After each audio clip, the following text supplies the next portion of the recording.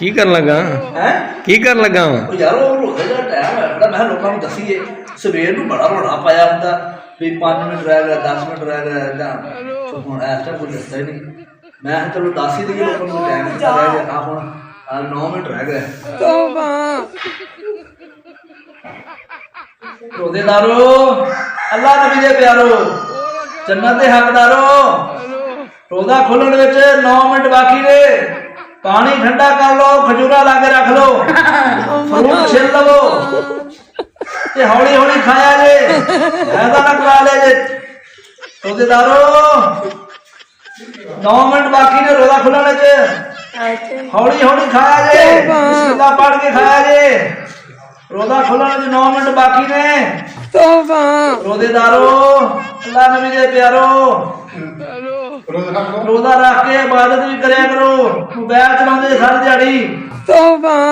ਰੋਜ਼ਾ ਖੁੱਲਣ ਦੇ 9 ਮਿੰਟ ਬਾਕੀ ਨੇ। ਰੋਟੀ ਹਲੇਰੇ ਵੇਖਣ ਡਿਆ ਜੇ, ਜਿਹਨੇ ਕਦੀ ਨਹੀਂ ਖਾਧੀ। 9 ਮਿੰਟ ਰਹਿ ਗਏ, ਫਿਰ ਖਾ ਲਿਆ ਜੇ। ਮੂੰਹ ਚੋਂ ਪਾਣੀ ਆਈ ਜਾਂਦਾ ਰੋਟੀ ਹਲੇ ਵੇਖ ਕੇ। ਦੁਆ ਕਰਦੇ ਰਹੋ ਨਜ਼ਰ। ਰੋਜ਼ਾ ਖੁੱਲਣ ਵਿੱਚ 8 ਮਿੰਟ ਬਾਕੀ ਨੇ। ਰੋਜ਼ੇਦਾਰੋ, ਹੌਸਲਾ ਰੱਖੋ, ਹੌਸਲਾ ਰੱਖੋ। ਰੋਜ਼ਾ ਖੁੱਲ ਜਾਏਗਾ। ਸਾਰੇ 11 ਮਹੀਨੇ ਖਾਧਾ ਜਾਂ 1 ਮਹੀਨੇ ਝੱਟ ਦੇਰ ਕਰ ਲਓ ਤੇ ਕੁਛ ਨਹੀਂ ਹੋਣ ਲੱਗਾ। 8 ਮਿੰਟ ਬਾਕੀ ਨੇ।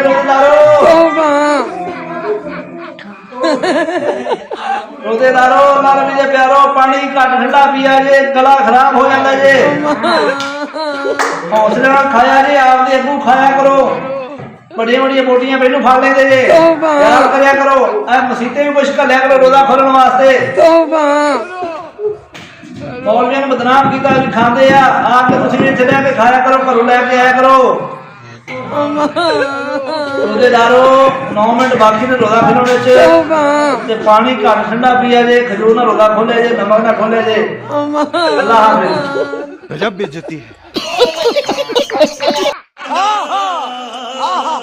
नचिया